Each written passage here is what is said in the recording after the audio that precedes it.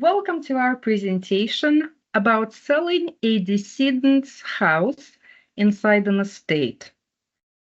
You were notified that you're a personal representative in somebody's estate, and you think to yourself, oh my goodness, what now? What do? I need help. This video will help you if you were designated to be personal representative for somebody who passed away in Montana, and that somebody had left their house, their personal residence in the estate. And this estate is smaller in nature. House is the biggest asset. There might be bank accounts, there might be some investment accounts, but the value of the house is the biggest asset. Montana is not a community property state. So the laws that we're going to discuss today may not apply to the states outside of Montana. You may also ask, what if I'm a trustee in a trust? Could those rules or could those situations apply to my trust? And so this presentation and this video will apply to a limited number of trusts. Those are the trusts set up by the grantor, and this trust could be living trust or grantor trust, in which the grantor directs their personal residence to be sold after their death and the funds to be distributed to the beneficiaries. So 3 presenters will help share their knowledge and expertise with you. And let's learn about the presenters. Alyssa, you're up. Hi, I'm Alyssa Grimm. I'm excited to join Lana and Natalie on this video to talk to you today about selling a house inside a state. I work at JCCS here in the Missoula office, and I have over 20 years of experience in accounting. I work in a variety of areas in tax, including estates and trusts. Fun fact about me is I like to garden and collect plants. Lana, you're up. Hi, my name is Lana Kadashnikov. I work for JCCSPC, an accounting firm. I've been here for almost 20 years. My favorite area of work would be working with trusts and estates, for the reason that when somebody sits down and pre-plans what they want to do, it's almost crafting their own future. And the set of laws, when it's applied in a matter that's pre-planned, a person can achieve their future and form that future. And it's very interesting to be part of the team who does that. On the personal note, like Alyssa, I love gardening. Well, scratch that. I don't like pulling weeds, but I absolutely love picking fresh fruit, ripe fruit off of the branches or vines or twigs and eating it right there in the spot in the garden. All right, here, Natalie, you're up. So my name is Natalie Black. I am an attorney at Ward & Thane Law Firm here in Missoula. I've been with the firm for 8 years, but been practicing for 6. I work with a lot of clients in the areas of helping them with their estate planning and administering trusts and probates. And I love this area of law because I like helping families figure out what to do when a loved one passes away. A personal representative usually has a lot of responsibilities, and my job is to make it easy and doable. So a little fun fact about me, I recently bought a new kayak, and my goal for the summer is to kayak 10 different lakes around Montana. I've got 2 down so far, got 8 more to go. And just a small apology for anybody who watches this in the future and it's the winter season and now you're sad it's not kayak season, but it'll come around eventually. Yeah.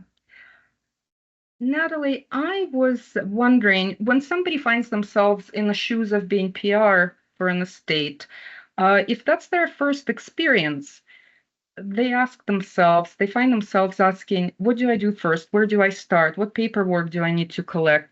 Would you be able to share how does a personal representative start their journey and what documents can they collect? Yeah, definitely, Lana. So, when you think you're in charge of an estate after a loved one passes away, you'll want to consult with an attorney I highly recommend that just to see, what do you need to be doing first, and definitely wait till the dust settles. You got a lot to do after someone passes away. Get through the time with their family and any memorial services. And once the dust settles a bit, then it's time to maybe start go see an attorney at that point. And you might not know if you are in charge of the estate. What you're looking for is to see if your loved one had a will. If they had a last will and testament, it'll say in there who is the personal representative or the executor. If that's you, tag you're it. You're the one in charge, and you'll want to make an appointment with an attorney. And if you can't find a will, then generally you might still need a probate, but instead of a will guiding, who's the PR and what and who the assets are going to go to from this estate, Montana law actually gives by statute who has priority to serve as PR and who are those beneficiaries. So either way, you might still be looking at a probate, just whether you have a will or not. So if you have a will, bring that with you to an appointment with your attorney. You'll need to bring the original will, the one that was signed by the decedent in ink. We need the original, not a copy. The court will require that, and they will inspect it to make sure it's an original. And then the court will actually keep that original for the duration of the probate. The other thing you'll need is a death certificate. That'll just and I'd bring it the actual certified copy of it that you get from the courthouse. Along with those documents, be prepared to talk to your attorney about who are the beneficiaries of the estate, or who is the decedent survived by, who are their kids, parents, siblings, stuff like that. Also, be prepared to talk about the assets of the decedent, so that your attorney is prepared for what assets might need to be distributed through the probate. Now, during my meeting with clients, when I first talked to that personal representative, I look to see if a probate's even necessary. So sometimes you might even be able to avoid it. You don't need a probate, but generally, if there is real property in the name of the decedent and there's no mechanism for it to transfer upon their death, such as a transfer on death deed, and it's not in a trust, a probate will be necessary to transfer or sell that property. So to open a probate, you have to take that original will down to the courthouse along with an application. Then the court will issue what we call letters of appointment. Those letters is the personal representative's authority from the court to act on behalf of the estate. So you can't really do much until you get those letters. So the first step is getting the probate actually opened and getting those letters of appointment. From there, the PR can then take steps to gather assets, pay the decedent's final expenses, and distribute assets according to the will, which we're going to talk about that process throughout this presentation here. So after that step's done, you got the letters, the next person I recommend seeing is an accountant. So Alyssa, can you tell us, what would you want a personal representative to bring to their first meeting with the CPA? Oh, good question, Natalie. What I'd like to have the person PR bring to their first meeting with the CPA are tax statements such as W-2s, 1099 forms, settlement statements, Social Security statements. Another item to bring is a copy of the last couple tax returns of what the decedent had filed, and or a copy of the inventory of the decedent's assets. That way we can kind of sit down and figure out what they had. And then we'll also need to know is the address to use on the final personal tax return and the state tax return, a copy of the will, death certificate, personal representative letter. So this is what you would get from your meetings with the attorney. They would help you get that set up. A list of the beneficiaries' names, addresses, and their Social Security numbers. And another important item to bring is the valuation of the house. Now, the beneficiaries receive a step up in basis at the date of death.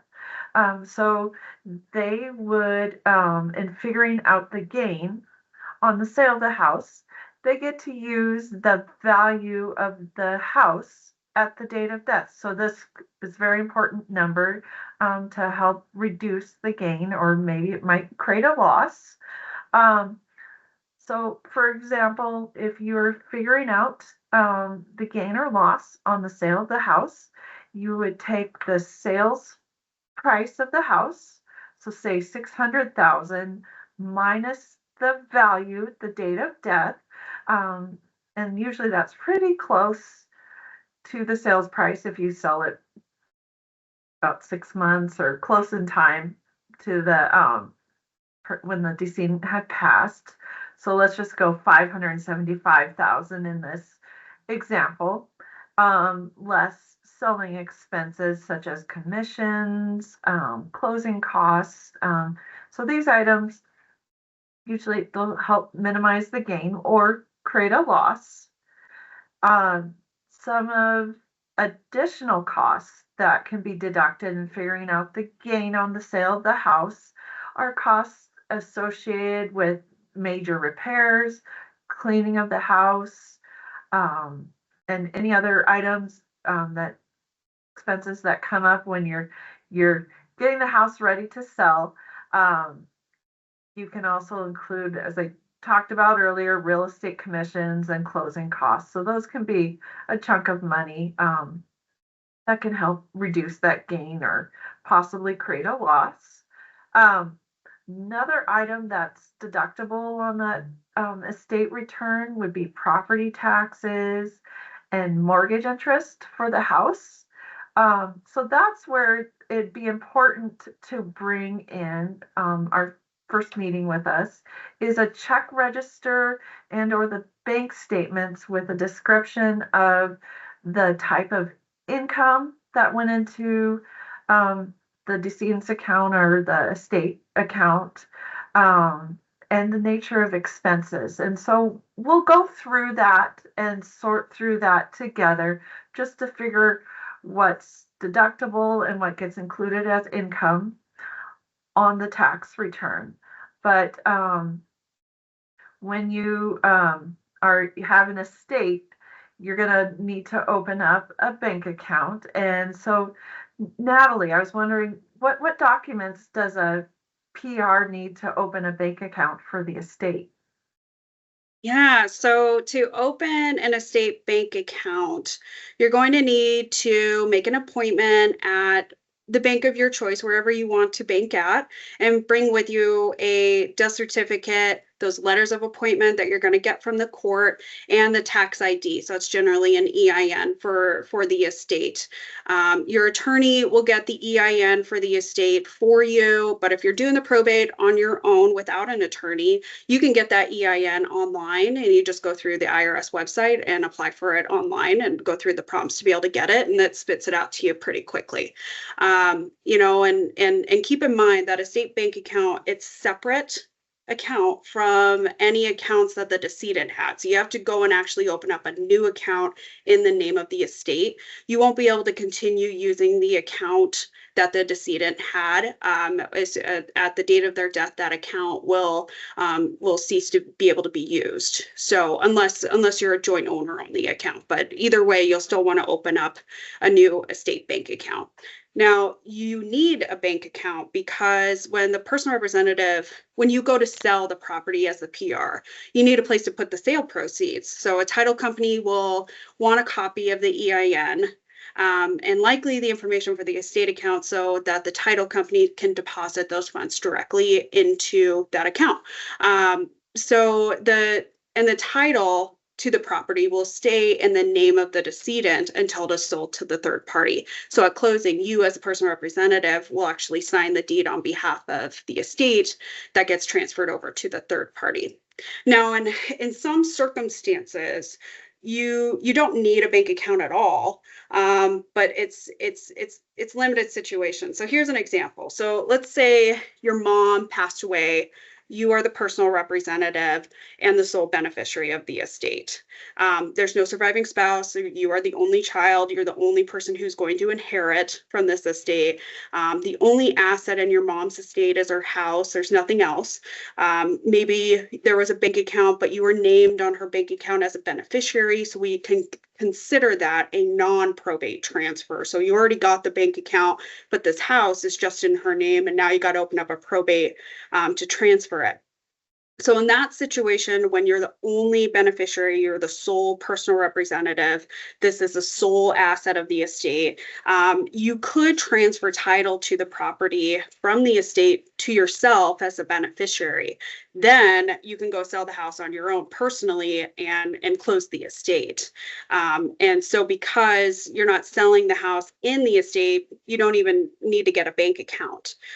But that's a very specific situation that oftentimes PRs find themselves in. But in a lot of situations, there's more than one beneficiary, more than one asset in the estate, and you'll probably need to set up that bank account. You could still transfer the title of the property to the beneficiaries when there's more than one, but there are some practical and tax considerations that you'll want to talk to your accountant and your CPA about. So Lana, could you talk to us about maybe what those tax consequences are and what it looks like when you sell that house? Absolutely. Natalie, thanks for sharing that. That's pretty practical and efficient when you have one beneficiary where we can change the title over. But let's imagine that we have an estate with 5 beneficiaries. If we put them side by side and we have one situation where one beneficiary is selling the home, so we have one settlement statement to be reported one time on the individual income tax return. And let's say we have a $600,000 sale. That beneficiary, when the house is sold, when the year is over, they're going to do their personal tax return. They're going to say, okay, I sold the house for $600,000. And as Alyssa had talked about, that person is going to collect the basis information. What was the fair market value of the home? Most likely 600,000. What were the selling costs? And so this beneficiary is inputting the sale, the costs, and they come up with net gain or net loss in their personal return, calculate the return, they're done. Versus another scenario where we have 5 beneficiaries and the sale is split up 5 ways. So the settlement statement, the sales price is easy. You divide 600,000 into 5, and each one of our beneficiaries is reporting $120,000 of income. But where it gets to be tricky is that what are the costs? Everybody might know the fair market value of the house, but what about the expenses? Because there could be different people could be paying different expenses. Some are paid from the estate. Maybe there were some expenses that the PR paid personally and then got reimbursed. So when we see the expenses pieces, it might get a little bit hairy because either one of those 5 people need to coordinate the efforts and coordinate all of the records to make sure that all of the expenses got recorded and the proper expenses got recorded that are deductible, and they're split 5 ways, and everybody has an identical situation on their return. So practically speaking, if I do have a small estate with a house in it, with multiple beneficiaries, I usually ask them to sell the house inside the estate, because then we can claim the sale inside the estate and claim all of the expenses and claim everything else. This way, each separate beneficiary doesn't have to mine for this information. Claiming the sale inside the estate, it doesn't change the tax. It just reduces stress and provides for better accuracy to deduct all of the expenses that there are and deduct the proper basis as well. And so we're talking about filing tax returns. And when we have a beneficiary who is doing their role for the very first time, we sometimes it's hard for them to know, hey, what tax returns are even related to the death of the person. Like I hear different people speak and I just don't know. I don't know what am I expected to file. And so I wanted to share with you the 3 different types of returns that IRS expects to see filed on behalf of the decedent taxpayer. So one is easy one. That's a individual income tax return form 1040. Every one of you watching this video, me and Natalie and Alyssa filed 1040, and you kind of know what to bring. You put your income in, you put your expenses in, you know how to collect that information. And so when a person dies, that does not excuse them from filing a tax return in the year of death. Death and taxes, right? The famous quote. So the personal representative is charged with filing a final tax return, final individual tax return form 1040. And you may ask me, is it a requirement to file 1040? It is if the income of the decedent in the year of death exceeded $12,950, and that's the figure for 2024 tax year. So if their income exceeds this number, it's a requirement. You must file the tax return. There is another reason why you might file it. Let's say you have a decedent who died in the middle of the year and they only had $10,000 of income. However, if you file that tax return, there is a $2,000 of refund. So if you were to file a final return of the decedent and there is a refund on the tax return, yes, it's better to file that tax return. And the third option is same situation. We have a decedent who earned $10,000 in a year, and they do not have refunds and they don't owe tax. But you have a PR who says, you know what? I'm a third party to this family. I want to do what's my due diligence is. I want to file this return. I want to tell IRS and report to them, hey, the final income tax return is filed. I've done my due diligence. I'm going to file it anyways because I don't want anybody coming from the family and accusing me of not doing my job. I just want to get it done even though I'm not required to do so. And some people choose to do that filing. So the second type of the returns that you hear about when somebody passes away is estate income tax return. This would be Form 1041. And so it's a vehicle designed by our tax laws to tax the income on the assets of the decedent. So think back to us filing our own tax returns. We've got a calendar year, January to December. We look at our income, look at our expenses. And this is a vehicle, Form 1040 is a vehicle for us to pay taxes or receive the refund. So Form 1041 works the same way.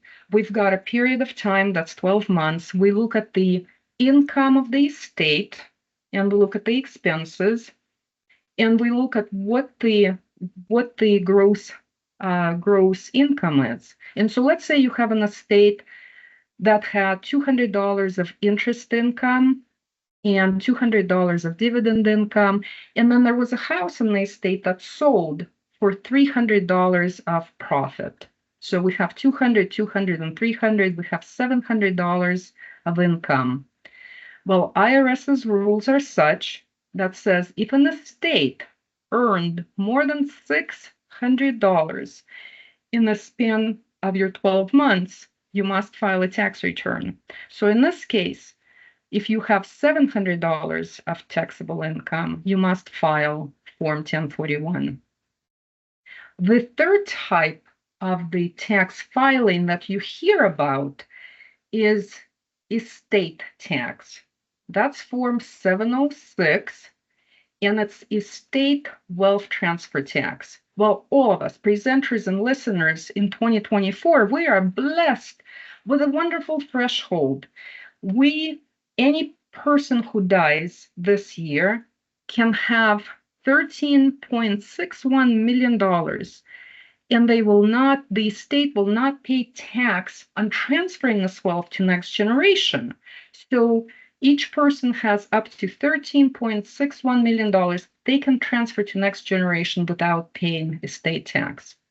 And here's another example. Say somebody passes away and they own, like if you count all of their investments, count value of their home, And let's say they owned $14 million of assets at the day of death. How is tax calculated? You're going to take the difference between 14 million and the 13.61 million, and whatever that difference is, you're going to multiply it, and that's going to multiplied by the tax rate, and that's going to be the tax that the estate owes to the government for passing value from one generation to another generation. So these are the three types of returns that you hear about. And so in our presentation, in the scope of what we're talking about, selling the house inside the estate, we're talking about the second type of the return. This vehicle, tax laws provided for this vehicle to report the income and expenses on the Form 1041. And let's take a look at some of the situations where what would require you to file Form 1041? So we went over this rule. If your estate has gross income of $600, you must file the tax return, period. That's a hard yes. Another reason why you would file a Form 1041, in this case, say the estate sold the house, as Alyssa was talking. There was a sale of $600,000 home. There were selling expenses. They've done some repairs to the house. They were closing fees. So you add up the expenses, and they say they come up to $40,000 of expenses in sale. And so that's the net loss from the sale of the house. And you might say, hey, Lana, we don't need to file this return because we don't have a gain of $600. We have a loss of 40, so maybe we don't need to file. But the answer to this is the $40,000 of losses, if we file the Form 1041, those losses will pass through to the beneficiaries of the estate. And let's say there is one beneficiary. By flowing $40,000 to them, and it's done through a schedule that they get from the estate return to claim on their personal return. This beneficiary will have $8,000 approximately of tax savings that they get to claim on their own tax return. So think about it. If there is a large loss on the estate, it's beneficial to file that loss on the tax return so you can pass out the losses to your beneficiaries. But let's say that the loss is not 40 grand, let's say it's 10 grand. If the loss is a smaller amount, and my practical threshold is if the loss is at $10,000, I would say you don't need to file a tax return, because when you go to file tax return with our firm or any other firm, there is going to be filing fee for that. You're going to meet with an accountant, you're going to go over your estate, we're going to file tax return. It's going to cost to do this. And so if your loss is less than $10,000, it's not economical to file that return because you're gonna pay more money for the fees than the tax benefit that the beneficiaries will receive.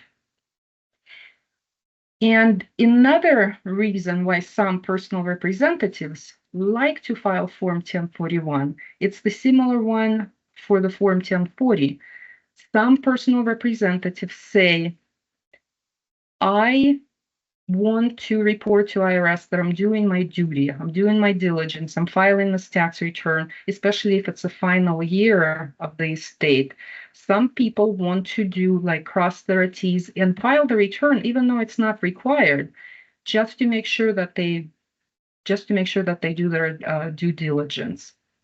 Another aspect on the second point, when you have losses, once in a while you have a gazillion beneficiaries. I mean, once in a while you have a case when there are like 40 beneficiaries. So if you have a loss of $40,000, it translates to the loss of, $1,000 per beneficiary. Sometimes the cost of doing the paperwork and having everyone file their form, sometimes it's not worth it. So number of beneficiaries is another factor in deciding whether you need to file or not.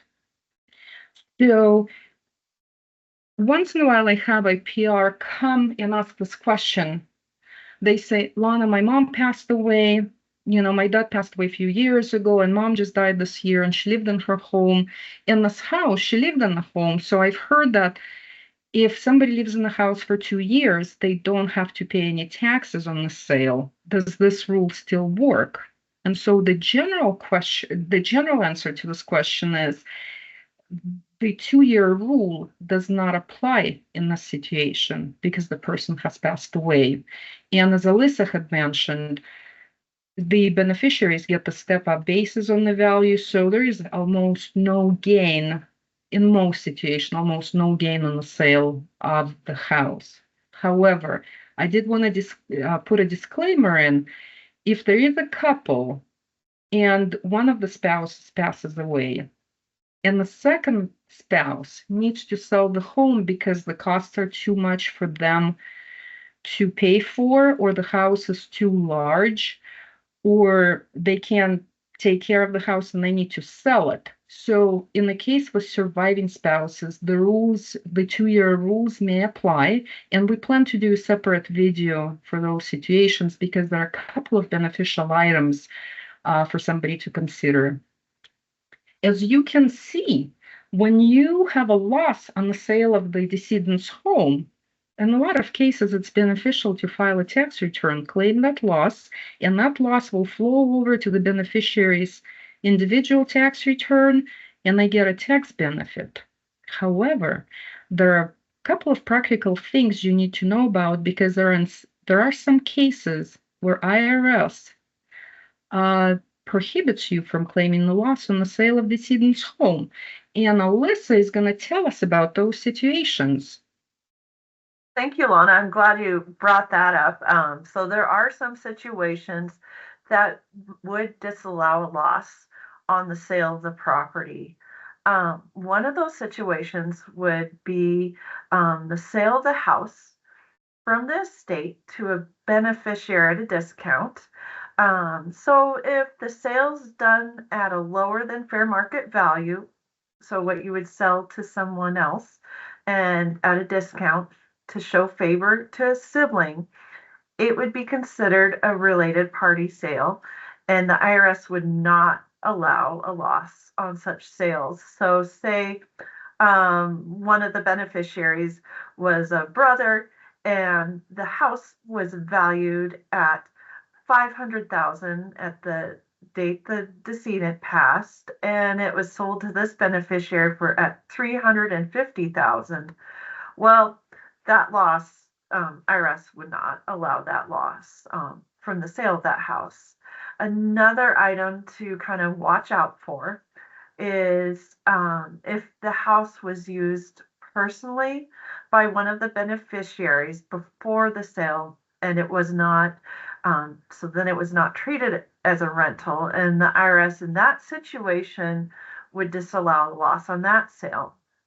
Another one would be if it was rented to a party for less than rent, what you would just normally rent it for, which is fair market value, then it is not considered a property held for investment, and loss in that situation would be disallowed. So in all three situations above that we just talked about, if the house sells for a gain, fortunately, the gain's still allowed, so it does not taint the gain, and IRS would want that included in figuring out the taxes. So it is good to know the pitfalls to avoid losing out on these possible tax benefits. Natalie, are there any, do you have any practical do's and don'ts for the administration of the estate that can save time and money for the PR? Yeah, I have a few. So let's bring it back to what I said earlier. The PR's duty is to, collect the assets, pay final expenses, pay creditors, and then distribute those assets according to the wishes of the decedent in their will. So, if we're at the point of looking at this house, you've sold the house, you've got proceeds in a bank account, and you're going, okay, now what do you need to do? Um, First thing you need to do is pay all the expenses, pay creditors. That includes filing all your final tax returns that Lana went through, and paying any taxes. And you want to do all those things before you make any distributions to any of the beneficiaries. So and there's a certain time that we want to just hold off on doing anything with distributions, and that's for the creditor's claim period to run. So when you're a personal representative, you're required to give notice to creditors. That's a filing that it's published in the newspaper, and it runs for 4 months, and it just tells the public, hey, this person has passed away and there is an estate opened. This person is a personal representative, and if you have a claim against the estate, you gotta do it within this time period. So that's 4 months. So really during that period, you don't want to be making any distributions because you just don't know what those creditor claims could be. Examples would be, final burial expenses, funeral expenses, medical debt, or just even the final medical care that your loved one got before they passed away. It could be credit cards, stuff like that could be coming through. Now, remember that the IRS is also a creditor, and they also need to get paid before you close that estate. So now, and if you fail to do that, if you know there's a creditor out there and you fail to pay them, you as a personal representative could be personally liable to those creditors. So one example that the three of us have talked about is the situation where someone's a PR for their brother, and she knew that her brother was very diligent about filing his taxes. And so she was so confident about that, she went, I don't need to worry about it. I'm going to distribute this money to these beneficiaries and close this estate as soon as possible.